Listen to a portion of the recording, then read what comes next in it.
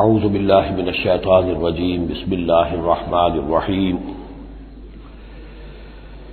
یا ایھا الذین آمنوا لا تحرموا طیبات ما احل اللہ لکم ولا تعتدوا ان اللہ لا يحب المعتدین صدق اللہ العظیم۔ شرائع سماویہ میں کھانے پینے کی چیزوں میں حلت و حرمت، تحلیل و تحریم جو ہے یہ بہرحال ایک اہم موضوع ہے۔ یہ موضوع آپ کو یاد ہوگا سورہ بقرہ سے چل رہا ہے مسلسل۔ مشرکانہ اوہام کی وجہ سے ان کے ہاں بہت سی چیزوں کے بارے میں نسل بعد نسل کچھ چیزیں ذہنوں میں بیٹھ گئی تھیں کہ یہ چیزیں حرام ہیں، اور یہ کہ اس قسم کی چیزیں جو ہیں پھر ذہنوں سے، دلوں سے، مزاجوں سے نکلنے میں بہت وقت لیتی ہیں اور بار بار جو ہے اس کی طرف توجہ دلانی پڑتی ہے۔ فرمایا یا ایھا الذین آمنوا، اہل ایمان، لا تحرموا طیبات ما احل اللہ لکم، نہ حرام ٹھہرا لو ان پاکیزہ چیزوں کو جنہیں اللہ نے تمہارے لیے حلال ٹھہرایا ہے، ولا تعتدوا، اور حد سے تجاوز نہ کرو۔ یہ بھی ہوتا ہے کہ کچھ لوگ اپنے تقویٰ کے جوش میں اور بہت زیادہ نیکی کے جذبے میں بھی بہت سی چیزیں کہ جو حلال ہیں ان کو اپنے اوپر حرام کر بیٹھتے ہیں۔ ان اللہ لا يحب المعتدین، یقیناً اللہ تعالی حد سے تجاوز کرنے والوں کو پسند نہیں کرتا۔ وَكُلُوا مِمَّا رَزَقَكُمُ اللَّهُ حَلَالًا طَيِّبًا، کھاؤ ان چیزوں میں سے جو تمہارے رب نے تمہیں دی ہے، اللہ نے دی ہے، جو حلال بھی ہے طیب بھی ہے، حلال ہو قانونی طور پر، صاف ستھری ہو، پاک ہو۔ وَاتَّقُوا اللَّهَ الَّذِي أَنتُم بِهِ مُؤْمِنُونَ، اور اس اللہ کا تقوی اختیار کیے رکھو کہ جس پر تمہارا ایمان ہے۔ لا یؤاخذکم اللہ باللغو فی ایمانکم، یہ قسموں کے سلسلے میں سورہ بقرہ میں بھی بات آئی تھی، اب آخری حکم آ رہا ہے۔ اللہ تعالیٰ مؤاخذہ نہیں کرے گا تم سے تمہاری قسموں میں سے جو لغو ہوتی ہے، بغیر کسی مقصد کے، بغیر کسی ارادے کے، واللہ باللہ تکیہ کلام کے طور پر استعمال کرنا، جو عربوں کی خاص عادت تھی اور آج تک ہے۔ تو اس کو ظاہر بات ہے کوئی نہیں سمجھتا کہ یہ قسم کھا رہا ہے، یہ تو گویا کہ ان کا تکیہ کلام ہے، تو اس پر مؤاخذہ نہیں ہے۔ وَلَٰكِن يُؤَاخِذُكُم بِمَا عَقَّدتُّمُ الْأَيْمَانَ، لیکن اللہ مؤاخذہ کرے گا ان چیزوں پر کہ جو تم نے قسم باندھی ہے، عقدتم، اب اس میں تاخیر باب تفعیل ہے، پورے اہتمام کے ساتھ تم نے ایک بات طے کی ہے، اس پر قسم کھائی ہے۔ فَكَفَّارَتُهُ، اب اگر ایسی قسم کو توڑنا ہو تو اس کا ایک کفارہ ہے۔ فَكَفَّارَتُهُ إِطْعَامُ عَشَرَةِ مَسَاكِينَ مِنْ أَوْسَطِ مَا تُطْعِمُونَ أَهْلِيكُمْ، اس کو کھانا کھلانا ہے 10 مساکین کو، محتاج کو، وہ اوسط کھانا کہ جو تم اپنے گھر والوں کو کھلاتے ہو۔ او کسوتہم، یا پھر ان کو کوئی کپڑا دینا ہے۔ او تحریر رقبہ، یا تیسری شکل یہ ہے کہ کسی غلام کو آزاد کرنا ہے۔ فمن لم یجد، اور اگر کسی کے پاس ان تینوں کی کوئی صورت موجود نہ ہو، کوئی بالکل فقیر ہے اور بالکل اس کے پاس کچھ نہیں ہے، مفلس ہے، فصیام ثلاثۃ ایام، تو 3 دن کے وہ روزے رکھے۔ ذالک کفارۃ ایمانکم اذا حلفتم، یہ کفارہ ہے تمہاری قسموں کا جبکہ تم وہ قسم کھا بیٹھو۔ واحفظوا ایمانکم، اور اپنی قسموں کی حفاظت کرو۔ کذالک، اس کا مطلب یہ نہیں کہ لازماً ان کو برقرار رکھو، یعنی کہ قسم اگر ایسی ہے کہ جو کھولنی ہے، توڑنی ہے، جذبات میں کھا بیٹھے ہیں تو کفارہ دو، یہ بھی اس کی حفاظت میں آ گیا۔ واحفظوا ایمانکم کذالک یبین اللہ لکم آیاتہ لعلکم تشکرون، اس طرح اللہ تعالیٰ تمہارے لیے اپنی آیات کو واضح فرما رہا ہے تاکہ تم شکر کرو، حق ادا کرو۔ یا ایھا الذین آمنوا، اب یہ شراب اور جوئے کے بارے میں بھی آخری حکم۔ یا ایھا الذین آمنوا انما الخمر والمیسر والانصاب والازلام رجس من عمل الشیطان فاجتنبوہ لعلکم تفلحون، اہل ایمان، یقیناً شراب اور جوا اور بت اور پانسے یہ سب گندے کام ہیں، شیطان کے عمل میں سے ہیں۔ فاجتنبوہ، تو اس سے بچ کر رہو، لعلکم تفلحون، تاکہ تم فلاح پاؤ۔ تو شراب اور جوا تو پہلے بھی آ چکا ہے، لیکن انصاب اور ازلام وہ تقسیم کرتے تھے پانسوں کے ذریعے سے اور پھر ازلام کے ذریعے سے، ان کا معاملہ وہ بھی ایک جوئے کی قسم بن جاتی تھی۔ تو ان تمام چیزوں کو جو ہے رجس من عمل الشیطان قرار دیا۔ انما یرید الشیطان ان یوقع بینکم العداوۃ والبغضاء، یقیناً شیطان تو یہ چاہتا ہے کہ ان چیزوں کے ذریعے سے تمہارے اندر دشمنی اور بغض پیدا کر دے۔ یہ بہت اہم بات ہے کہ شراب کے نشے میں بھی انسان چونکہ اپنا ہوش اور شعور کھو بیٹھتا ہے، تو اب اسے کچھ معلوم نہیں کیا بکواس اس نے کی ہے، کیا کر رہا ہے، اس سے بھی یہ ہے کہ بہت سے جھگڑے شروع ہو جائیں گے، فساد شروع ہو جائے گا۔ آپ کو معلوم ہے کہ بہت بڑے بڑے راز جو ہیں اس زمانے میں، بڑی بڑی حکومتوں کے، امپائرز کے، سپر پاورز کے، وہ شراب کے نشے میں جو ہے وہ چرا لیے جاتے ہیں اور وہ راز نکل جاتے ہیں۔ تو اللہ تعالیٰ یہ ان چیزوں سے تمہیں بچانا چاہتا ہے، اور شیطان چاہتا ہے کہ تمہارے مابین عداوت اور بغض پیدا کر دے۔ اسی طریقے سے جوئے میں بھی چونکہ آدمی دیکھ رہا ہے، وہ کچھ اس نے ہارا، پھر کچھ اور ہارا، پھر کچھ اور ہارا، ایک وقت آتا ہے کہ پھر وہ برسٹ ہو جاتا ہے غصے میں اور وہ آگ بگولا ہو جاتا ہے، اس لیے کہ ظاہر بات ہے اسے نظر آ رہا ہے کہ جو مجھ سے جیت رہا ہے وہ کسی محنت کی وجہ سے نہیں جیت رہا ہے۔ اگر تو کوئی محنت ہو، کوئی کوشش ہو، کسی نے کمایا ہو، تو ظاہر بات ہے اسے انسان گرج نہیں کرتا کہ ٹھیک ہے اس نے محنت کی ہے اور اس نے مجھ سے یہ مزدوری لی ہے یا مجھ سے یہ کمائی حاصل کی ہے۔ لیکن یہ کہ ایک وقت آتا ہے کہ پھر جواری جو ہے وہ آپس سے باہر ہو جاتا ہے۔ انما یرید الشیطان ان یوقع بینکم العداوۃ والبغضاء فی الخمر والمیسر، شیطان تو یہ چاہتا ہے کہ اس شراب اور جوئے کے ذریعے سے تمہارے اندر، تمہارے مابین دشمنی اور بیع پیدا کر دے، اور اس سے بھی آگے وہ یصدکم عن ذکر اللہ وعن الصلاۃ، اور یہ کہ تمہیں روکے رکھے اللہ کی یاد سے اور نماز سے۔ یہ معاملہ بھی شراب کا تو بالکل واضح ہے، لیکن یہ کہ جوئے میں بھی یہ ہوتا ہے کہ ایک آدمی دفعہ اس میں لگ جائے تو پھر یہ کہ وہاں سے نکلنا مشکل ہوتا ہے، جیسے تاش کا معاملہ ہے یا اور شطرنج ہے، یہ کھیل ایسے ہیں کہ جن کے اندر لگ کر پھر انسان جو ہے ان چیزوں سے غافل ہو جاتا ہے۔ فہل انتم منتہون، تو اب باز آتے ہو یا نہیں؟ یہ انداز جو ہے یہ بڑا سخت ہے۔ اس میں پس منظر میں کیا ہے کہ تمہیں سب سے پہلی بات جو کہی گئی تھی یسألونک عن الخمر والمیسر قل فیہما اسم کبیر ومنافع للناس واسمہما اکبر من نفعہما، تو تمہیں سمجھ لینا چاہیے تھا، اسی وقت بات آ جانا چاہیے تھا۔ جو رخ تھا اللہ تعالیٰ کی جو مصلحت تھی، شریعت کا جو رخ تھا وہ تو واضح ہو گیا تھا۔ خیر چلیے اس پر بھی تم نے نہیں مانا، پھر اگلا قدم ہم نے اٹھایا اور کہا کہ اگر شراب کے نشے میں ہو تو نماز کے قریب نہ جاؤ۔ اس سے تو پھر اب پوری طریقے سے واضح ہو جانا چاہیے تھا کہ دین کی اہم ترین چیز جو ہے وہ نماز ہے، صلاۃ و عماد الدین، دین کا ستون ہے، اور یہ جو شے ہے وہ ہمیں نماز سے روک رہی ہے، تو تمہیں چھوڑ دینا چاہیے تھا۔ بہرحال اب یہ کہ آخری بات ہماری طرف سے آ گئی ہے، فہل انتم منتہون، تو اب بھی بعد آؤ گے کہ نہیں؟ واطیعوا اللہ واطیعوا الرسول، اور اطاعت کرو اللہ کی اور اطاعت کرو رسول کی صلی اللہ علیہ وسلم، واحذروا، اور بچتے رہو۔ فإن تولیتم فاعلموا انما علی رسولنا البلاغ المبین، اور اگر تم پھر جاؤ گے، پیٹھ موڑ لو گے، ہماری اس حکم سے سرتابی کرو گے، فاعلموا، تو جان لو، انما علی رسولنا البلاغ المبین، کہ ہمارے رسول پر تو ذمہ داری ہے صاف صاف پہنچا دینے کی۔ یہ حکم اللہ کا ہے، اللہ کا حکم پہنچانا رسول کے ذمہ تھا، رسول نے پہنچا دیا، اپنا کام کر دیا۔ اب معاملہ ہوگا اللہ کا اور تمہارا، اللہ تم سے نپٹے گا، تم سے حساب لے گا۔ یہ جو اب اگلی آیت آ رہی ہے یہ بھی قرآن مجید کے فلسفہ، حکمت اور دین کی بڑی گہری باتوں کے ضمن میں بہت بنیادی آیت ہے، اور اس کا پس منظر یہ ہے کہ جب شراب کے بارے میں اتنا سخت انداز آیا کہ یہ رجسن، گندے کام ہیں، عمل شیطان میں سے ہیں، باز آتے ہو کہ نہیں، تو بہت سے مسلمانوں کو تشویش ہو گئی کہ ہم جو شراب پیتے رہے، اتنا عرصے تک پیتے رہے، یہ گندگی تو ہماری ہڈیوں میں بیٹھ گئی ہوگی۔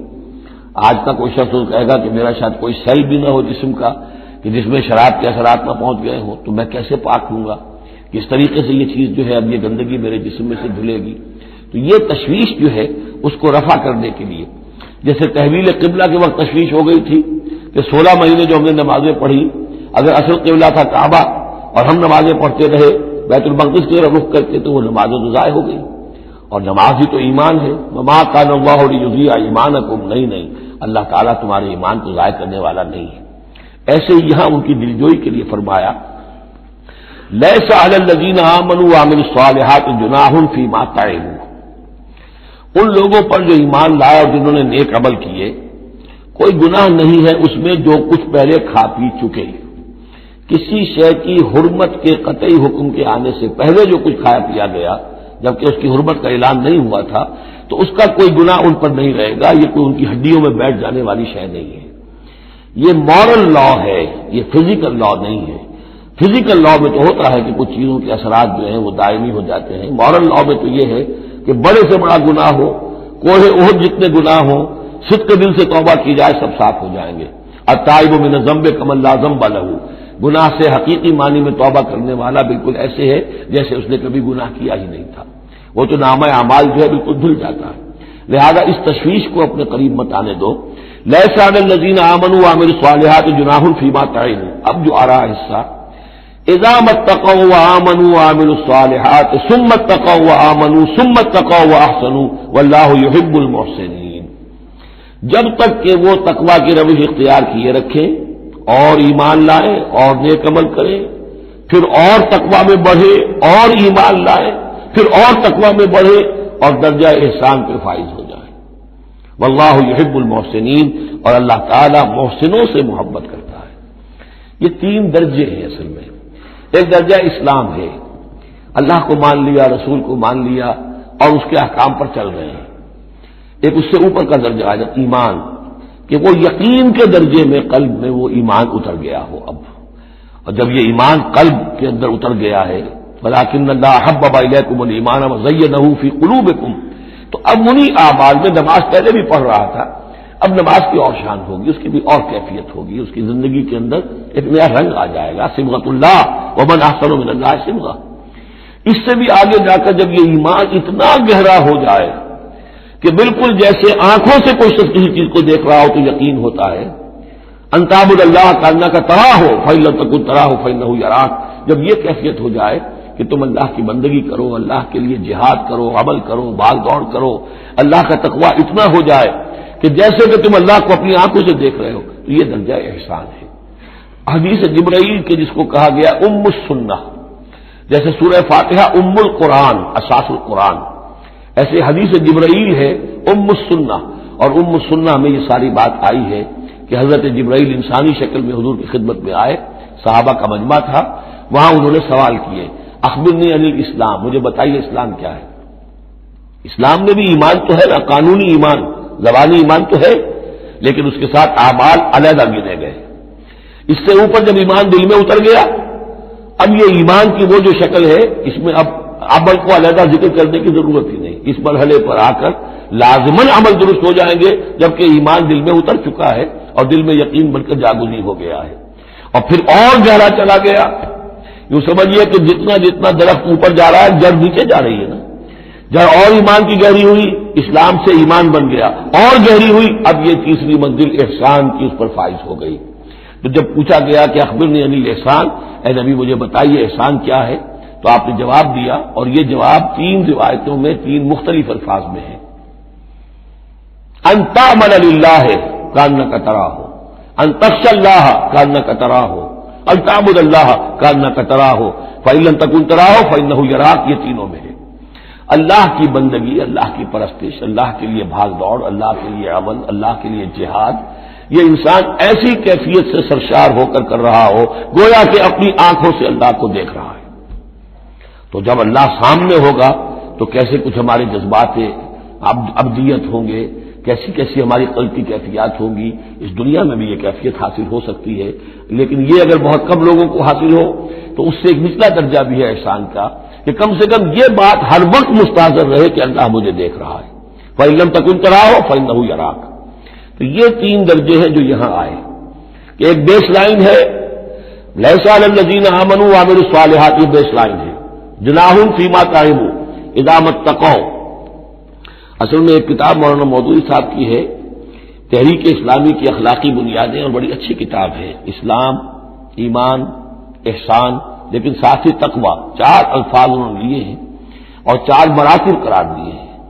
اس میں سے تشریحات تو ساری ٹھیک ہیں، لیکن میں ترتیب کے اعتبار سے اس آیت کی روح سے میرے نزدیک اس میں ایک اصلاح کی ضرورت ہے۔ تقوی کوئی مقام نہیں ہے، تقوی وہ اسپرٹ ہے، ڈرائیونگ اسپرٹ، جو دھکا دیتی رہے گی اور اوپر اٹھائے گی۔ چنانچہ تقوی کی یہاں کی تکرار ہو رہی ہے کہ بیس لائن سے تقوی نے اوپر آپ کو کیا، اب آپ اذا اتقوا وآمنوا وعملوا الصالحات، آپ کے ایمان اور عمل صالح میں اور رنگ پیدا ہو گیا۔ ثم اتقوا، پھر تقوی اور بڑھا، تقوی نے آپ کو اور اوپر اٹھایا۔ ثم اتقوا وآمنوا، پھر اب وہ ایمان یقین والا ایمان حاصل ہو گیا۔ اب یہاں عمل صالح کے علیحدہ ذکر کی ضرورت ہی نہیں، جب دل میں ایمان اتر گیا تو حضور نے فرمایا کہ الا ان فی الجسد مضغۃ اذا صلحت صلح الجسد كله واذا فسدت فسد الجسد كله، تو اس کے حوالے سے اب پورا کا پورا جسم ٹھیک ہو جائے گا۔ ثم تقوا، پھر تقویٰ اور ہے تو اس کے نتیجے میں وَأَحْسَنُوا، درجہ احسان پر فائز ہو جائے انسان. اللہم ربنا اجعلنا منہم واللہ یحب المحسنین.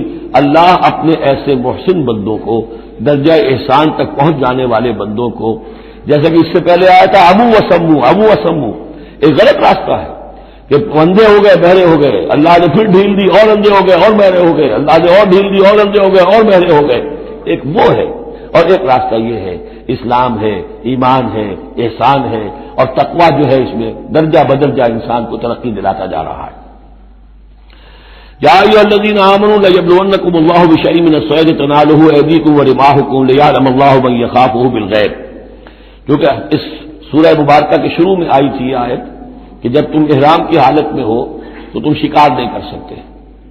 تو اب اللہ تعالیٰ کی ایک سنت ہے، وہ آزماتا ہے، سخت ترین امتحان لیتا ہے. فرض کیجئے کہ ایک قافلہ جا رہا ہے بیچارے حاجیوں کا، اور انہوں نے احرام باندھا ہوا ہے، کوئی شے نہیں ہے، کھانے کے لیے کچھ نہیں ہے، لیکن اب جو ہے ہرن صاحب جو ہے اشکیلیاں کرتے ہوئے قریب آ رہے ہیں، اور وہ پکڑ نہیں سکتے، قتل نہیں کر سکتے، احرام میں ہے، بھوک بھی ہے، لیکن یہ کہ چاہے تو ذرا سا نیزہ مارے تو ہرن کو شکار کر لیں یا ویسے ہی بھاگ کر پکڑ لیں، لیکن یہ کہ اس کی اب ان کو اجازت نہیں ہے. تو اللہ تعالیٰ ایسا کرتا تھا.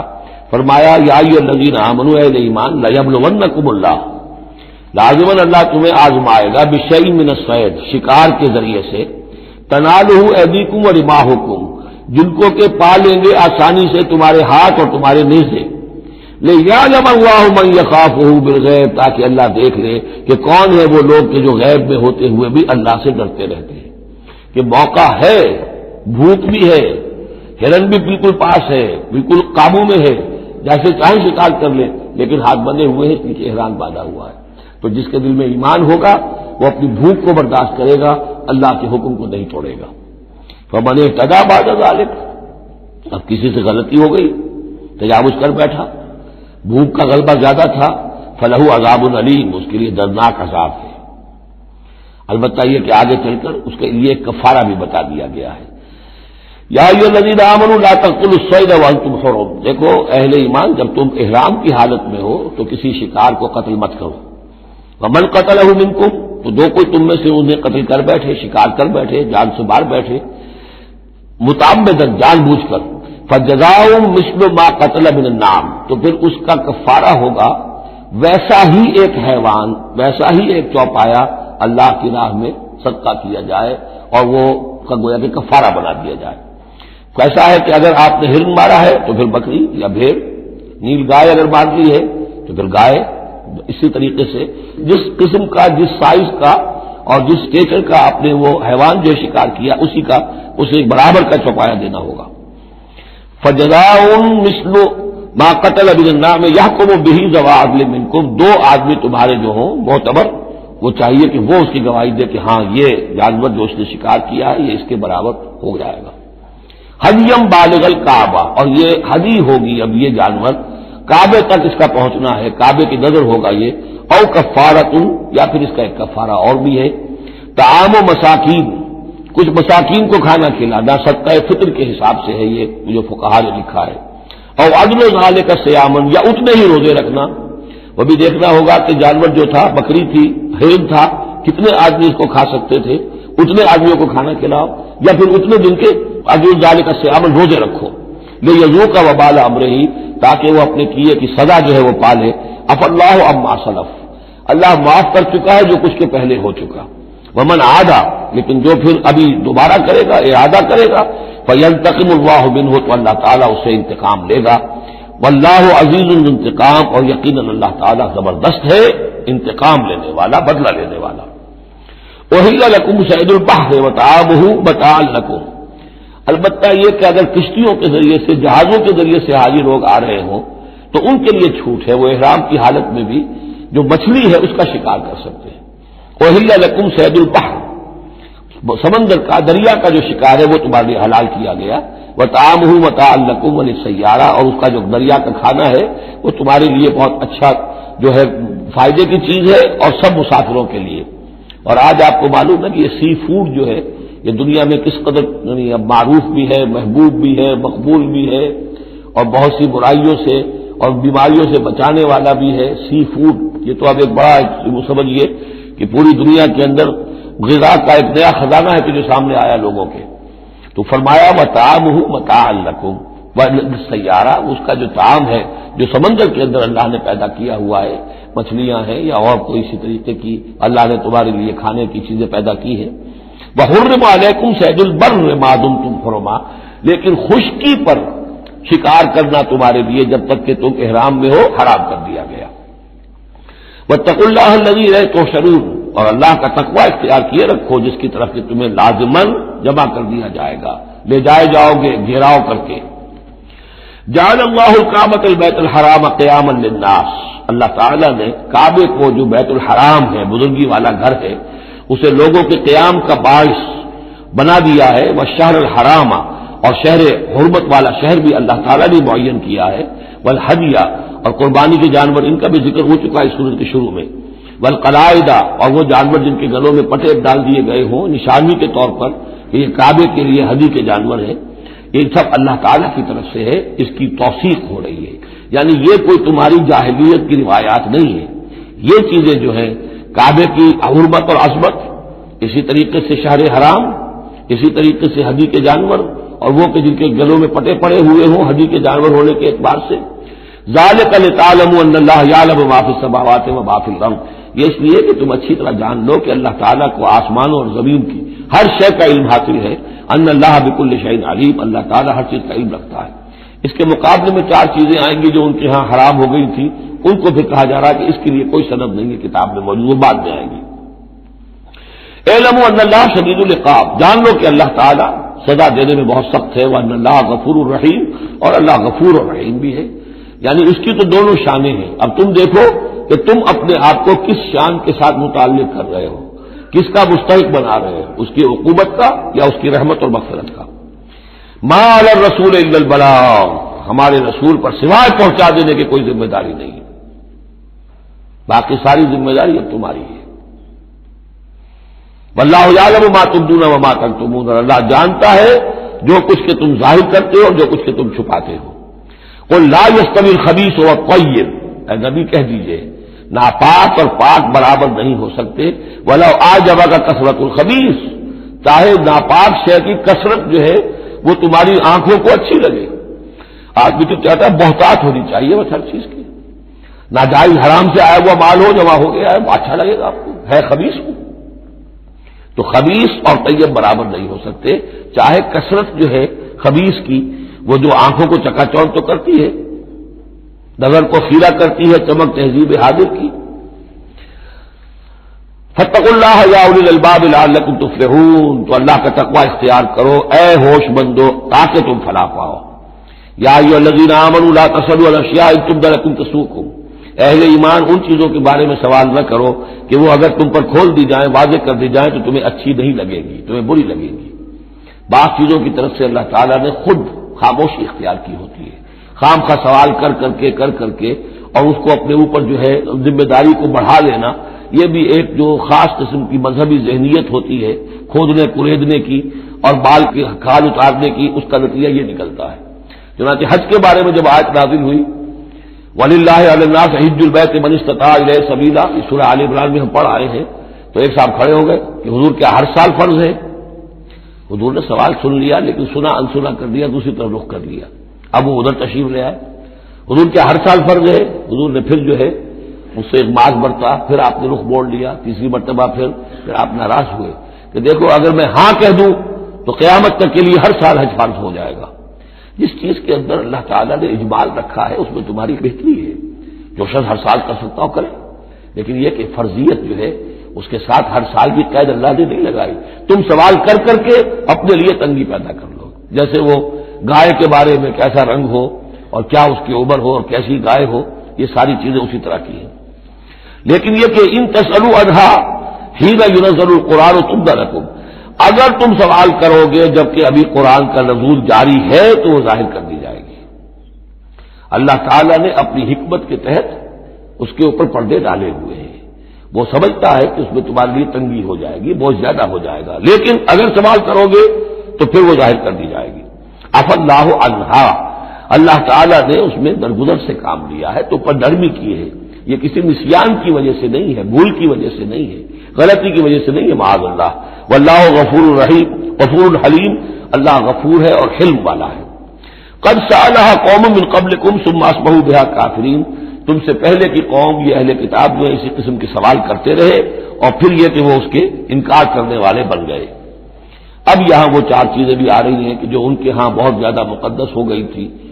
ما جعل اللہ من بحیرۃ ولا صائبۃ ولا وسیلۃ ولا حامل، وہاں کیا تھا؟ جعل اللہ الکعبۃ البیت الحرام قیاما للناس والشہر الحرام والہدی والقلائد، یہ چار چیزیں ان کی توثیق ہو گئی کہ یہ تو واقعتاً اللہ کی شریعت کے اجزاء ہیں، ان کا احترام اور ان کی حرمت کو ملحوظ رکھنا لازم ہے۔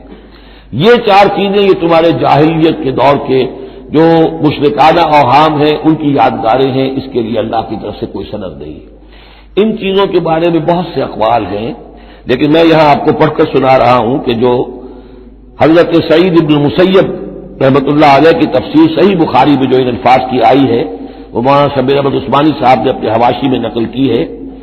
بحیرہ جس جانور کا دودھ بتوں کے نام کر دیتے تھے، کوئی اپنے کام میں نہ لاتا تھا۔ صائبہ جو جانور بتوں کے نام پر ہمارے زمانے کے سانڈ کی طرح چھوڑ دیا جاتا تھا۔ وسیلہ جو اونٹنی مسلسل مادہ بچہ جنے درمیان میں نر بچہ پیدا نہ ہو اسے بھی بتوں کے نام پر چھوڑ دیتے تھے۔ حامی نر اونٹ جو ایک خاص عدد سے جفتی کر چکا ہو اسے بھی بتوں کے نام پر چھوڑ دیتے تھے، تو ان کو چھوڑ دیتے تھے کہ اب یہ کسی کوئی ان کو ہاتھ نہ لگائے، کوئی ان سے استفادہ نہ کرے، نہ ان کا گوشت کھایا جا سکتا ہے، نہ ان سے کوئی خدمت لی جا سکتی ہے، یہ محترم ہو گئے۔ تو اس کے لیے فرمایا ما جعل اللہ من بحیرۃ ولا صائبۃ ولا وسیلۃ ولا حامل ولکن الذین کفروا یفترون علی اللہ الکذب، بلکہ یہ تو وہ لوگ جنہوں نے کفر کیا وہ افترا کرتے رہے ہیں، جھوٹ گھڑتے رہے ہیں، اللہ کے ذمے یہ باتیں لگاتے رہے ہیں۔ واکثرهم لا یعقلون، ان کی اکثریت جو ہے وہ عقل سے عاری ہے۔ وَإِذَا قِيلَ لَهُمْ تَعَالَوْا إِلَىٰ مَا أَنزَلَ اللَّهُ وَإِلَى الرَّسُولِ، اور جب ان سے کہا جاتا ہے آؤ اس چیز کی طرف جو اللہ نے نازل فرمائی اور آؤ اللہ کے رسول کی طرف، بمصطفیٰ برسا کی شرا کے دی ہم اگر بہو نہ رسیدی تمام بولا بیس، قالوا حسبنا ما وجدنا علیہ آباءنا، وہ کہتے ہیں ہمارے لیے وہ کافی ہے جس پر ہم نے اپنے آباء و اجداد کو پایا ہے، ان کی روایت یہی ہے، ان کی رسومات یہی تھیں، وہ کوئی جاہل تھوڑا ہی تھے، آج تمہیں عقل آئی ہے، تم نے دین سمجھا ہے، یہ ہمارے بزرگ جو ہیں یہ اتنے عرصے سے یہ کام کرتے چلے آ رہے ہیں، یہی باتیں آج بھی آپ سنتے ہیں۔ کسی رسم کو آپ کہیں کہ بھائی کوئی سند نہیں ہے اس کی دین میں، نہ کہیں صحابہ کے یہاں اس کا وجود تھا، لیکن یہ کہ کوئی چھوڑنے کو تیار نہیں ہے۔ اولو کان آباؤہم لا یعلمون شیئا ولا یہتدون، خواہ ان کے آباء و اجداد جو ہیں ایسے رہے ہوں کہ نہ انہیں کوئی علم حاصل ہوا ہو نہ ہی وہ ہدایت پر ہو، جیسے تم مخلوق ہو اللہ کی، وہ بھی مخلوق تھے، جیسے تم غلط کام کر سکتے ہو اور غلط آراء قائم کر سکتے ہو ویسے وہ بھی غلط کار ہو سکتے تھے۔ یا ایھا الذین آمنوا علیکم انفسکم لا یضرکم من ضل اذا اہتدیتم، یہ بھی بہت اہم آیت ہے، اس کے ساتھ ایک واقعہ موجود ہے۔ لفظی ترجمہ یہ ہے کہ اے وہ لوگوں جو ایمان لائے ہو، تم پر ذمہ داری ہے صرف اپنی جان کی، اپنی ذات کی۔ لا یضرکم من ضل، جو گمراہ ہو جائے کوئی اور وہ تمہیں کوئی نقصان نہیں پہنچا سکتا، اذا اہتدیتم جبکہ تم ہدایت پر ہو۔ الی اللہ مرجعکم جمیعا فینبئکم بما کنتم تعملون، اللہ ہی کی طرف تم سب کو لوٹ کر جانا ہے اور وہ تمہیں بتا دے گا جو کچھ کہ تم کرتے رہے تھے۔ اس آیت کا غلط مفہوم جو ہے وہ دور صحابہ ہی میں سے بعض لوگوں نے نکال لیا کہ دعوت اور تبلیغ کی کوئی ذمہ داری نہیں ہے، ہر ایک پر ذمہ داری اپنی ہے، کوئی کیا کرتا ہے اس سے مجھے کیا بحث۔ دیکھو قرآن میں لکھا ہوا ہے یا ایھا الذین آمنوا علیکم انفسکم، مجھے اپنا عمل درست رکھنا ہے، باقی کوئی اور غلط کام کرتا ہے میں خام خواہ اسے روکوں ٹوکوں ناراضی بول لوں، نہیں عن المنکر امر بالمعروف، اس کی کوئی ذمہ داری نہیں ہے۔ قرآن کہہ رہا ہے علیکم انفسکم لا یضرکم من ضل اذا اہتدیتم، اگر تم ہدایت کے اوپر ہوگے، صحیح راستے پر ہوگے تو کوئی کتنا ہی گمراہ ہو جائے اس کا تمہیں کوئی نقصان نہیں۔ تو حضرت ابوبکر رضی اللہ تعالیٰ عنہ نے پھر خطبہ دیا باقاعدہ کہ لوگوں میں دیکھ رہا ہوں کہ تم اس آیت کا مطلب غلط سمجھ رہے ہو، مطلب تو یہ ہے کہ تمہاری ساری تبلیغ اور کوشش امر بالمعروف نہی عن المنکر کے باوجود کوئی شخص گمراہ رہتا ہے تو اس کا تم پر کوئی وبال نہیں۔ یہ بار بار ہم پڑھ چکے ہیں، لا تسألوا عن اصحاب الجحیم، اے نبی آپ سے کوئی بات پرس نہیں ہوگی جہنمیوں کے بارے میں کہ یہ کیسے ہو گیا ہے محمد کہ ہم نے آپ کو بھیجا اور پھر بھی یہ قوم جو ہے جہنم میں چلی گئی. لیکن جہاں تک دعوت، تبلیغ، نصیحت، نہیں انل منکر، امر بالمعروف، یہ فرائض میں سے ہے. یہ فرض ساقط نہیں ہوتا اس آیت کی روح سے، بلکہ تمہاری ساری کوشش کے باوجود. اب کوئی شخص ہے، والد ہے، بچہ فرض کیجیے اس کا کہیں آوارہ ہو گیا ہے، اپنی امکانی حد تک کوشش کیے جا رہا ہے، نہیں بچہ راستے پر آ رہا، تو ظاہر بات ہے کہ اللہ کے ہاں اگر اس نے پوری کوشش کی ہے، جدوجہد کی ہے، کوئی کوتاہی نہیں چھوڑی ہے اس میں، تو اب اس کا وبال اس پر تو نہیں آئے گا. لیکن اپنا فرض ادا کرنا لازم ہے. یا ایھا الذین آمنوا علیکم انفسکم لا یضرکم من ضل اذا اهتدیتم الی اللہ مرجعکم جمیعا فینبئکم بما کنتم تعملون. تم سب کو لوٹ کر جانا ہے اللہ ہی کی طرف، اور پھر وہ تمہیں جتلا دے گا جو کچھ کہ تم کرتے رہے تھے. یا ایھا الذین آمنوا شہادۃ بینکم اذا حضر احدکم الموت حین الوصیۃ اثنان ذوی عدل منکم. اہل ایمان تمہارے مابین شہادت کا نصاب، جبکہ تم میں سے کسی کی موت کا وقت آ جائے اور وہ وصیت کر رہا ہو تو دو معتبر اشخاص کا ہونا چاہیے.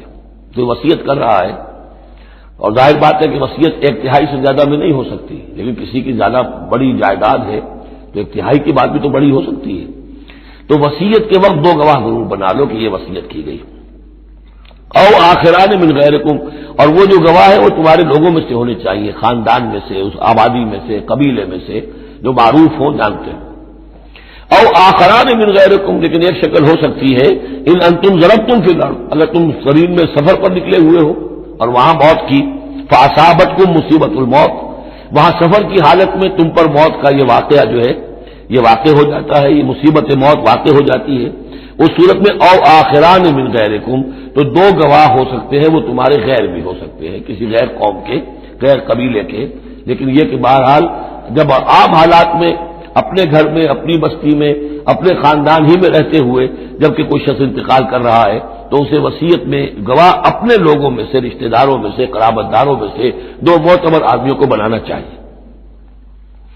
تحبسونہما من بعد الصلاۃ، اب اس کے بعد جب یہ کہ اس کا انتقال ہو گیا تو اب یہ کہ وصیت کا مسئلہ آئے گا. لوگ پوچھیں کہ کیا واقعی یہ وصیت جو ہے اس شخص کی ہے؟ تو اب ان دونوں کو روکو، کھڑا کرو، من بعد الصلاۃ، نماز کے بعد. مسجد ہے، نماز پڑھی ہے، اب وہ دونوں کھڑے ہو جائیں. فیقسمان باللہ، پھر انہیں چاہیے کہ اللہ کا قسم، اللہ کی قسم کھائیں. ان تب تم، اگر تمہیں کوئی ان کے بارے میں شک ہو کہ کہیں یہ وصیت کو بدل نہ دیں، کہیں ان سے غلطی نہ ہو جائے، تو ان سے قسم کھلوا لو. حلف کی بنیاد پر وہ اپنا جو ہے وہ وہاں پر شہادت دیں گے. اور پھر انہیں کہنا چاہیے لا نشتری بہی ثمنا، ہم اس کی کوئی قیمت وصول نہیں کریں گے، کوئی ناجائز فائدہ اس سے نہیں اٹھائیں گے. ولو کان ذا قربا، چاہے کوئی قرابت داری کا معاملہ ہو، کسی کے حق میں ہم کوئی ناانصافی نہیں کریں گے. ولا نکتم شہادت اللہ، اور نہیں ہم چھپائیں گے اللہ کی گواہی کو. اب گواہی جو ہے اتنی عظیم شے ہے کہ شہادت اللہ کہا گیا، اللہ کی گواہی، اللہ کی طرف سے امانت ہے. انا اذا لمن العاصمین، اگر ہم ایسا کریں گے تو ہم یقیناً گناہ گار ہوں گے. فإن عثر على انهم استحقا اسما، پھر اگر یہ خبر ہو، یہ شک ہو، یہ اطلاع ملے کہ ان دونوں نے تو گناہ کمایا ہے، جھوٹ بولا ہے، حلفیہ بیان بھی غلط دیا ہے، وصیت میں ترمیم کی ہے، وصیت کو بدل دیا ہے، اس کے باوجود کہ نماز کے بعد حلف اٹھا کر یہ بات کر رہے ہیں. آخر انسان انسان ہے، ہر معاشرے میں ہر طرح کا انسان ہر وقت موجود رہتا ہے. فآخران یقومان مقامہما، تو اب دو اور لوگ کھڑے ہوں جو کہ ان کی جگہ پر اب کھڑے ہوں، من الذین استحق علیہم الاولیان، کہ جن کے حق کو تلف کیا ہے ان پہلوں نے، وہ کھڑے ہوں گے اب کہ ہمارا حق یہ لوگ تلف کر رہے ہیں، وصیت کے اندر انہوں نے خیانت کی ہے. فیقسمان باللہ، اب وہ قسم کھائیں گے اللہ کی، لشہادتنا احق من شہادتہما، ہماری گواہی زیادہ حق ہے، برحق ہے، صحیح ہے، درست ہے ان کی گواہی سے. وما اعتدینا، اور ہم نے ہرگز کوئی زیادتی نہیں کی ہے. انا اذا لمن الظالمین، یقیناً اس صورت میں ہم ظالم ہوں گے. ذالک ادنا، یہ طریقہ کار قریب تر ہے اس سے، ان یاتوا بالشہادۃ علی وجہہا، کہ لوگ شہادت کو بالکل صحیح فیس ویلیو پر پیش کریں، کیونکہ انہیں یہ معلوم ہوگا کہ ہم نے جھوٹی قسم کھا بھی لی، تب بھی جو دوسرا فریق ہے وہ بھی اگر قسم اٹھا گیا تو ہماری وہ جھوٹی قسم جو ہے وہ بھی ضائع ہو جائے گی، لہذا وہ پھر اس کی ہمت نہیں کریں گے.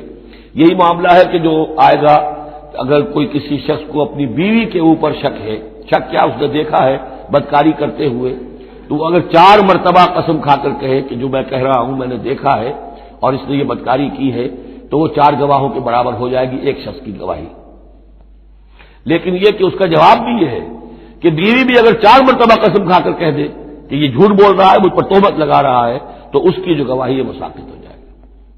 تو یہ دونوں طرف سے اللہ تعالیٰ نے بیلنس کیا ہے کہ تاکہ یہ دونوں امکانات موجود رہیں۔ ذالک ادنیٰ یا تو بشہادت علی وجہہا، یہ قریب تر ہے، اس سے مناسب تر ہے کہ لوگ گواہی جو ہے وہ صحیح صحیح شکل میں پیش کریں، اور یخافوا ان ترد ایمان بعد ایمانہم، کہ انہیں یہ خوف رہے کہ قسمیں جو ہے لوٹا دی جائیں گی، الٹی کر دی جائیں گی ان کی قسموں کے بعد۔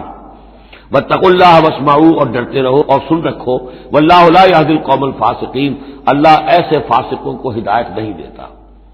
اب یہ آخری 2 رکوع جو ہے سورہ مبارکہ کے، اس میں جو ایک نقشہ کھینچا گیا ہے وہ حضرت مسیح علیہ السلام اور ان کے ساتھ اللہ تعالیٰ کا ایک مخاطبہ اور مکالمہ قیامت کے دن کا، اور اس کے پس منظر میں یہ گویا کہ پوری ایک داستان ایک نئی شان سے سامنے آتی ہے۔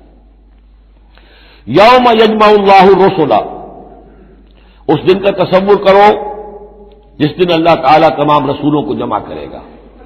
فیقول ماذا اجبتم، اور پوچھے گا آپ لوگوں کو کیا جواب ملا تھا، آپ کی قوموں نے کیا معاملہ کیا آپ کے ساتھ۔ قالوا لا علم لنا، وہ کہیں گے ہمیں کچھ معلوم نہیں، اللہ تعالیٰ کی جناب میں زبان کھولنے سے بچیں گے۔ انک انت علام الغیوب، اللہ تو سب کچھ جاننے والا ہے، غیبوں کا جاننے والا ہے، علام الغیوب ہے، تمام چھپی باتوں کا جاننے والا ہے، تیرے تجھ پر منکشف ہے۔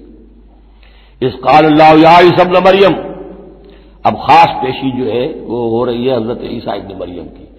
وہ دنیا میں پوجے گئے، اللہ کے بیٹے بنائے گئے، ثالث و ثلاثہ قرار دیے گئے، لہذا اب ان کو جو شرمندگی اٹھانی پڑے گی اللہ تعالیٰ کے سامنے، اس کا نقشہ کھینچا گیا ہے۔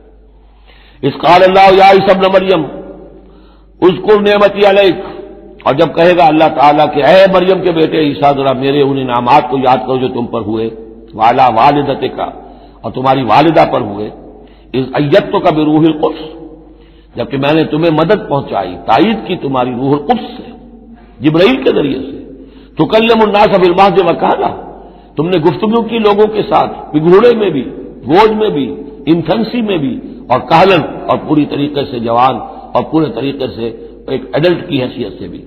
وَإِذْ عَلَّمْتُكَ الْكِتَابَ وَالْحِكْمَةَ وَالتَّوْرَاةَ وَالْإِنْجِيلَ، اب وہ الفاظ آگے آل عمران والے، اور یاد کرو ہمارے اس احسان کو جب میں نے تمہیں سکھائی کتاب بھی اور حکمت بھی، یعنی تورات بھی اور انجیل بھی، درمیان کا واو یعنی کے معنی میں آئے گا، واو تفسیر۔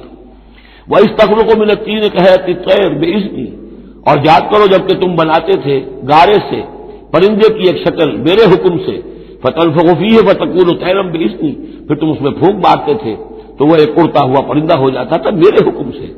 وَتُبْرِئُ الْأَكْمَحَ وَالْأَبْرَصَ بِإِذْنِي، اور تم اچھا کر دیتے تھے مادرزاد اندھے کو بھی اور کوڑھی کو بھی میرے حکم سے۔ وَإِذْ تُخْرِجُ الْمَوْتَىٰ بِإِذْنِي، اور جب کہ تم مردے کو کھڑا کر دیتے تھے، چلنے والا بنا دیتے تھے، بِإِذْنِي، میرے حکم سے۔ وَإِذْ كَفَفْتُ بَنِي إِسْرَائِيلَ عَنْكَ، اور یاد کرو میرے اس احسان کو کہ میں نے بنی اسرائیل کے ہاتھ روک لیے تم سے، ان کے ہاتھ تم تک نہیں پہنچنے دیے۔ یہ وہی واقعہ ہو گیا کہ حضرت مسیح گرفتار نہیں ہوئے، حضرت مسیح کو عین اس وقت جبکہ وہ پولیس والے داخل ہوئے باغ میں، 4 فرشتے اترے ہیں اور لے کر آسمان پر چلے گئے۔ وَإِذْ كَفَفْتُ بَنِي إِسْرَائِيلَ عَنْكَ، میں نے ہاتھ روکے رکھے بنی اسرائیل کے تجھ سے، اِذْ جِئْتَهُم بِالْبَيِّنَاتِ، جب تم ان کے پاس آئے کھلے معجزوں کے ساتھ۔ فَقَالَ الَّذِينَ كَفَرُوا مِنْهُمْ، تو کہا ان لوگوں نے جنہوں نے ان میں سے کفر کیا، إِنْ هَٰذَا إِلَّا سِحْرٌ مُّبِينٌ، نہیں ہے یہ مگر کھلا جادو۔ وَإِذْ أَوْحَيْتُ إِلَى الْحَوَارِيِّينَ، اور پھر ذرا یاد کرو میرے اس احسان کو کہ میں نے اشارہ کر دیا، دل میں ڈال دیا وحی کی حواریین کی طرف۔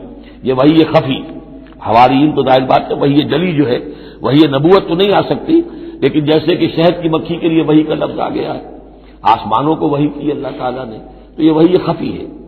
وَإِذْ أَوْحَيْتُ إِلَى الْحَوَارِيِّينَ، اور جب میں نے اشارہ کیا، الہام کر دیا حواریین کو، ان آمنوا بی وبرسولی، ایمان لاؤ مجھ پر بھی اور میرے رسول پر بھی۔ قالوا آمنا واشهد بأننا مسلمون، اور انہوں نے کہا کہ ہم ایمان لائے اور اے عیسیٰ آپ بھی گواہ رہیے کہ ہم اللہ کے فرما برداروں میں سے ہیں۔ اذ قال الحواریون، اور ذرا یاد کرو اس واقعے کو جب کہ حواریین نے یہ کہا، یا عیسی ابن مریم، اے عیسیٰ مریم کے بیٹے، حل تستطیع ربک، کیا آپ کے رب کو یہ قدرت حاصل ہے ان ينزل علینا مائدۃ من السماء، کہ ہم پر آسمان سے ایک دسترخوان اتر آئے؟ قال اتقوا اللہ ان کنتم مؤمنین، عیسیٰ نے کہا کہ اللہ کا تقوی اختیار کرو اگر تم ایمان رکھتے ہو، ایسی دعائیں نہیں کرنی چاہیے، ایسے مطالبے نہیں کرنے چاہیے۔ قالوا نريد ان ناكل منها، انہوں نے کہا نہیں، ہم چاہتے ہیں کہ آسمان سے ایک خوان اترے اور اس میں ہمارے لیے غذا ہو اور ہم اس میں سے کھائیں، وتطمئن قلوبنا، اور ہمارے دل بالکل مطمئن ہو جائیں۔ یعنی وہ ایسی بات ہو گئی جیسے حضرت ابراہیم نے کہا تھا ارنی کیف تحیی الموتیٰ، اس طرح کا کوئی مشاہدہ وہ بھی مانگ رہے تھے۔ ونعلم، اور ہمیں یہ معلوم ہو جائے پوری طریقے سے ان قد صدقتنا، کہ آپ نے جو باتیں بھی ہم سے کہی ہیں بالکل سچی ہیں، کسی شک و شبے کی کوئی گنجائش نہیں۔ ونکون علیہا من الشاہدین، اور ہم ان تمام باتوں پر پورے گواہ بن جائیں، ہمیں وہ یقین کامل حاصل ہو جائے کہ پھر ہم آپ کی جانب سے جب تبلیغ کریں لوگوں کے اندر تو ہمارے اپنے دل میں کہیں کسی شک و شبے کا کوئی کانٹا چبھا ہوا باقی نہ رہ گیا ہو۔ قال عیسی ابن مریم، تو اس پر حضرت عیسیٰ ابن مریم نے دعا کی، اللہم ربنا انزل علینا مائدۃ من السماء، اے اللہ، اے ہمارے رب، اتار دے ہم پر ایک دسترخوان، ایک خوان بھرا ہوا آسمان سے، تکون لنا عیدن، وہ ہمارے لیے ایک عید بن جائے گا، جشن کی بات ہو جائے گی، آسمان سے خاص سے یہاں سے کھانا ہمارے لیے آئے، لأولنا وآخرنا، ہمارے پہلوں کے لیے بھی پچھلوں کے لیے بھی، وآیۃ منک، اور ایک نشانی بن جائے گی تیری جانب سے، وارزقنا، اور ہمیں رزق عطا فرما، وانت خیر الرازقین، اور یقیناً تو بہترین رزق دینے والا ہے۔ قال اللہ، اللہ نے جواباً ارشاد فرمایا، انی منزلها علیکم، میں نازل کر دوں گا وہ تم پر، فمن یکفر بعد منکم، لیکن پھر اس کے بعد جو کوئی کفر کی روش اختیار کرے گا، فانی اعذبہ عذابا لا اعذبہ احدا من العالمین، تو پھر اس کو میں وہ عذاب دوں گا جو تمام جہانوں میں کسی اور کو نہیں دوں گا۔ یعنی جب اس طرح کا خرق عادت کوئی چیز دکھا دی جائے، کھلا معجزہ، پھر رعایت نہیں ہوتی۔ چنانچہ قوموں کا معاملہ یہی تھا، قوم سمود نے مطالبہ کیا حضرت صالح علیہ السلام سے کہ ابھی اس چٹان میں سے ایک گابن جو اونٹنی برآمد ہو جانی چاہیے، وہ اونٹنی جو ہے برآمد ہو گئی، لیکن اب رعایت نہیں تھی۔ اب اگر ایمان نہیں لاؤ گے تو اب کہہ دیا گیا چند دن ہے، تم بس ہو گے، اب اس کے بعد ختم ہو جاؤ گے۔ اس لیے کہ اس قسم کی نشانیاں دکھانے کے بعد پھر وہ رعایت نہیں رہتی، مہلت ختم ہو جاتی ہے۔ یہ بات بہت تفصیل سے آئے گی سورہ شعراء میں کہ اے نبی، یہ جو آپ سے نشانیاں مانگ رہے ہیں اور ہم نہیں دکھا رہے، یہ ان کی خیر خواہی میں، اگر جس قسم کی نشانی یہ مانگ رہے ہیں وہ ہم دکھا دیں گے تو ان کی مہلت ابھی ہمیں ختم کرنی ہوگی، پھر ان کو مزید رعایت نہیں دیا سکے گی۔ اور اس قسم کے معجزے دیکھ کر پہلے بھی کوئی ایمان نہیں لایا، نہ یہ لائیں گے۔ اندر جو فساد ہے نیت کا، وہ کہاں انہیں ماننے دے گا۔ نہ قوم صالح نے مانا، حالانکہ ان کو اپنی نگاہوں کے سامنے انہوں نے ایسا معجزہ دیکھ لیا۔ حضرت عیسیٰ کے معجزوں کو یہودیوں نے نہیں مانا، جادو قرار دیا۔ تو معجزے سے ایمان تو کوئی لایا نہیں، سوائے وہ جادوگر جو تھے حضرت موسیٰ علیہ السلام سے جن کا مقابلہ ہوا تھا۔ باقی یہ کہ عام قوم جو ہے، فرعون تو ایمان نہیں لایا، فرعون کے جو درباری ہیں وہ ایمان نہیں لائے۔ تو اس لیے یہ جو ہوتا ہے کہ اگر کوئی اس قسم کی نشانی دکھا دی جائے تو یہ اصل میں پھر لوگوں کے لیے اس اعتبار سے ان کے خلاف جا پڑتی ہے کہ ابھی اللہ کچھ اور مہلت دیتا، کچھ اور ڈھیل دیتا، کچھ اور لوگ سمجھ لیتے، کچھ اور لوگوں کو ایمان کی توفیق مل جاتی اور وہ سلسلہ بند ہو جاتا۔ قال اللہ انی منزلها علیکم فمن یکفر بعد منکم، میں نازل تو کر دوں گا تم پر وہ، لیکن پھر اس کے بعد جو کوئی بھی تم میں سے کوئی کفر کی روش اختیار کرے گا، ناشکری کرے گا، فإنی اعذبہ عذابا لا اعذبہ احدا من العالمین، تو پھر اس کو عذاب وہ دوں گا جو تمام جہانوں میں کسی اور کو نہیں دوں گا۔ وَإِذْ قَالَ اللَّهُ يَا عِيسَى ابْنَ مَرْيَمَ، اب یہ آخری ڈراپ سین ہے اس کا اور بہت سخت ہے یہ۔ اور جب کہے گا اللہ تعالیٰ، ہے مریم کے بیٹے عیسیٰ، أَأَنْتَ قُلْتَ لِلنَّاسِ اتَّخِذُونِي وَأُمِّيَ إِلَٰهَيْنِ مِن دُونِ اللَّهِ، کیا تم نے کہا تھا لوگوں سے کہ مجھے اور میری ماں کو بھی الہ بنا لینا، معبود بنا لینا اللہ کے سوا، تم نے کہا تھا؟ قال سبحانک، حضرت عیسیٰ فرمائیں گے، عرض کریں گے، اللہ تو پاک ہے، ما یکون لی ان اقول ما لیس لی بحق، میرے لیے کیسے ممکن تھا کہ میں وہ بات کہتا جس کے کہنے کا مجھے کوئی حق حاصل نہیں۔ ان کنت قلتہ فقد علمتہ، اگر میں نے وہ بات کہی ہوتی تو پروردگار وہ تیرے علم میں ہوتی ہے۔ تعلم ما فی نفسی، تو جانتا ہے جو کچھ میرے جی میں ہے، ولا اعلم ما فی نفسک، میں تو نہیں جانتا جو تیرے جی میں ہے۔ انک انت علام الغیوب، یقیناً تو تمام غیبوں کا جاننے والا ہے، حقیقت تیری نگاہ کے سامنے تو موجود ہے۔ ما قلت لہم، میں نے ہرگز ان سے کچھ نہیں کہا، الا ما امرتنی بہ، مگر وہی کچھ جس کا کہ تو نے مجھے حکم دیا تھا، ان اعبدوا اللہ ربی و ربکم، اور وہ یہی بات تھی کہ میں نے ان سے یہی کہا تھا کہ پرستش کرو اور بندگی کرو اللہ کی، جو میرا بھی رب ہے اور تمہارا بھی رب ہے، وکنت علیہم شہیدا ما دمت فیہم، اور میں تو ان کے اوپر جب تک ان میں موجود تھا ان کا نگران تھا، ان کے اوپر میں ان کی دیکھ بھال کر رہا تھا۔ یہاں یہ خبردار ہونا نگرانی کرنے کے معنی میں ہے، وکنت علیہم شہیدا ما دمت فیہم فلما توفیتنی، جب تو نے مجھے اٹھا لیا۔ اب یہاں بھی توفیتا موت کے معنی میں نہیں ہے، انی متوفی کا، وہ یاد رکھ لیجیے ساری بحث جو میں کل کر چکا ہوں۔ جب تو نے مجھے اٹھا لیا، کنت انت الرقیب علیہم، تو اس کے بعد تو ظاہر ہے کہ تو ہی نگران تھا ان پر، وانت علی کل شیء شہید، اور یقیناً تو ہر چیز پر نگران ہے، ہر چیز پر گواہ ہے، ہر چیز سے باخبر ہے۔ ان تعذبہم فانہم عبادک، اگر تو انہیں عذاب دے تو وہ تیرے بندے ہیں، تجھے کل اختیار حاصل ہے، جس طرح چاہے عذاب دے۔ وَإِن تغفر لَهُمْ، اور اے اللہ اگر تو انہیں بخش دے، فَإِنَّكَ أَنْتَ الْعَزِيزُ الْحَكِيمُ، تو تو زبردست ہے، حکمت والا ہے۔ یہ بہترین انداز ہے، میں درخواست بھی ہے، معافی کی درخواست بھی ہے۔ وہ اپنی شفقت رافت نوع انسانی کے حق میں انبیاء کے اندر جو ہوتی ہے، لیکن اس سے آگے بڑھ کے بھی نہیں کہہ سکتے۔ مقام عبدیت یہی ہے، العبد عبد وان ترقى والرب رب وان تنزل، اختیار تیرا ہے۔ ان تعذبهم فانهم عبادك، اے اللہ تو اگر انہیں عذاب دے تو تیرے بندے ہیں، تیری مخلوق ہیں۔ وان تغفر لهم، اور اگر تو معاف فرمانا چاہے تو تجھ سے تو کوئی بات پوچھ نہیں کر سکتا، کوئی جواب طلبی نہیں کر سکتا کہ تو نے کیسے معاف کر دیا۔ وان تغفر لهم فانك انت العزيز الحكيم، تجھے ہر اختیار حاصل ہے، تو زبردست ہے، حکمت والا ہے۔ قال اللہ ھذا یوم ينفع الصادقین صدقهم، اللہ فرمائیں گے، اب جیسے میں نے ڈراپ سین کہا تھا، یہ پوری پیشی جو ہے اس کا آخری نقشہ کیا ہوگا، اللہ فرمائے گا یہ آج کا دن وہ ہے جس دن سچوں کو ان کی سچائی فائدہ پہنچائے گی۔ قال اللہ ھذا یوم ينفع الصادقین صدقهم، ان کا صدق ان کے حق میں مفید ہوگا۔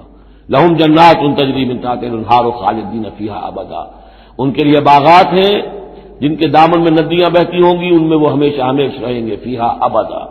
رضی اللہ عنہم ورضوا عنہ، اللہ ان سے راضی ہو گیا اور وہ اللہ سے راضی ہو گئے۔ یہ آخری مقام ہے، رضامندی باہمی، اللہ تم سے راضی، تم اللہ سے راضی۔ رضی اللہ عنہم ورضوا عنہ، ذالک الفوز العظیم، اور یہی ہے بہت بڑی کامیابی۔ للہ ملک السماوات والارض، اللہ ہی کے لیے ہے آسمانوں اور زمین کی بادشاہی، وما فیہم، اور جو بھی ان سب میں ہے اس کی بادشاہی، اس کا اختیار اسی کے ہاتھ میں ہے۔ وہو علی کل شیء قدیر، اور وہ ہر چیز پر قادر ہے۔ یہاں اللہ کے فضل و کرم سے سورہ مائدہ ختم ہوئی، نوٹ کر لیجئے، سورہ نساء پر پہلی منزل ختم ہو گئی تھی، سورہ مائدہ پر مکی اور مدنی جو سورتوں کے گروپ سے ان کا پہلا گروپ ختم ہو گیا۔ ایک مکی سورت سورہ فاتحہ، اگرچہ حجم میں بہت چھوٹی، مانن بہت عظیم، پورے قرآن کے ہم وزن۔ فَلَقَدْ آتَيْنَاكَ سَبْعًا مِنَ الْمَثَانِي وَالْقُرْآنِ الْعَظِيمِ، یہ سورہ ہجر میں آیت پڑھیں گے اور اس کے بارے میں یہی رائے ہے مفسرین کی کہ یہ سورہ فاتحہ کے بارے میں، لیکن چار یہ عظیم ترین سورتیں جو ہیں جو مدنیات ہیں، بقرہ، آل عمران، نساء اور مائدہ، اور دو دو کے جوڑوں کی شکل میں۔ ان کا عمود کیا تھا؟ ایک تو شریعت آسمانی مکمل، نمبر دو اس میں اہل کتاب سے گفتگو، رد و قضا، ان پر الزام، انہیں دعوت، وہ سارا جو کچھ تھا، ان کی غلط باتوں پر تنقید، ان کی غلط عقائد کی نفی، ان کی تاریخ کے اندر جو جو اہم واقعات ہیں ان کا تذکرہ، پھر اس کے نتیجے میں ان کا معزول کیا جانا اس منصب سے جس پر وہ 2000 برس سے فائز تھے، امت محمد صلی اللہ علیہ وسلم کا فائز کیا جانا، یہ بھی آخری درجے میں اس گروپ میں یہ بات مکمل ہو گئی۔ بارک اللہ لی ولکم فی القرآن العظیم ونفعنی وإیاکم بالآیات والذکر الحکیم۔